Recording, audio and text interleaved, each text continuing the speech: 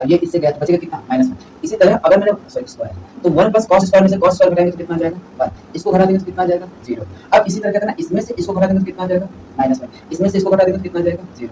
इसमें से इसको घटा देंगे तो कितना आ जाएगा 1। कितना आ जाएगा 1। इतनी बात समझ आ रही है? ठीक। अब इसको हम क्या कर लेते हैं, नॉर्मली जैसे हम सॉल्व करते हैं वैसे कर लेते हैं। ठीक, तो यहाँ पर क्या हो जाएगा 1 प्लस sin स्क्वायर x, तो क्या हो जाएगा 1 का 1 minus 0 minus cos square x, तो cos लेंगे तो क्या हो जाएगा, ये हो जाएगा कितना -1 और ये जाएगा 0 तो 0 लिख लो।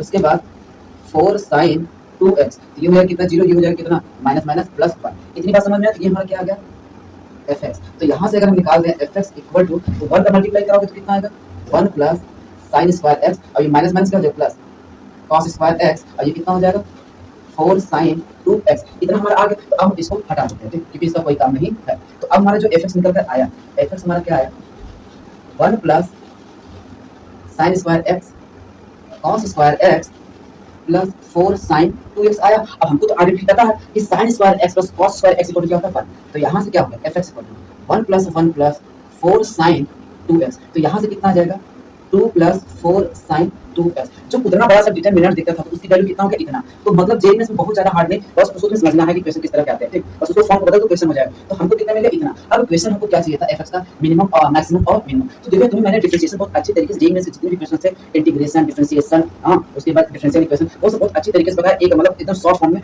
तो यहाँ पर वही करेंगे, ठीक। तो मुझे देखो एक इसको भी अब आगे चल के तुम 2 नहीं 3 नहीं 4 तरीके से इसको कर सकते हो इस क्वेश्चन को। एक मैं बता दूं क्या, अगर ट्रिग्नोमेट्रिक्स करोगे तो sin की मैक्सिमम वैल्यू मिनिमम वैल्यू कितना होती है +1 से -1 तक होता है। तो एक तरीका ये कर सकते हो। एक होता है क्या dy/dx से कर सकते हो। तो कई तरीके हैं इसको सॉल्व करने का। तो मैं इसको क्या कर दे रहा हूं बता रहा हूं, ठीक।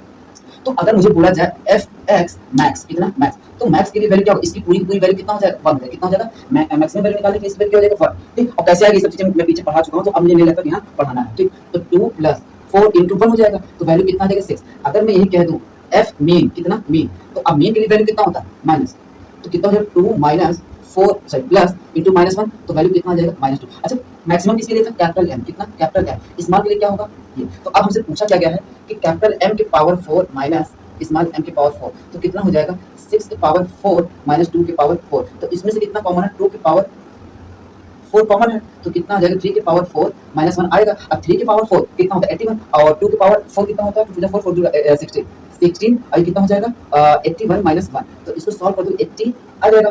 तो कितना हो जाएगा, तो हमारा आंसर कितना आ जाएगा 1280। तो जो भी इसकी वैल्यू है कितना आ जाएगी वैल्यू इतना आ जाएगा। तो हमें नहीं लगता कि बहुत हार्ड था, इजी था, बस अगर कॉन्सेप्चुअली मतलब मैंने बताया, बाकी अगर बेसिक फार्मूला में प्रॉपर्टीज पता था तो क्वेश्चन सॉल्व हो जाता है, ठीक। चलो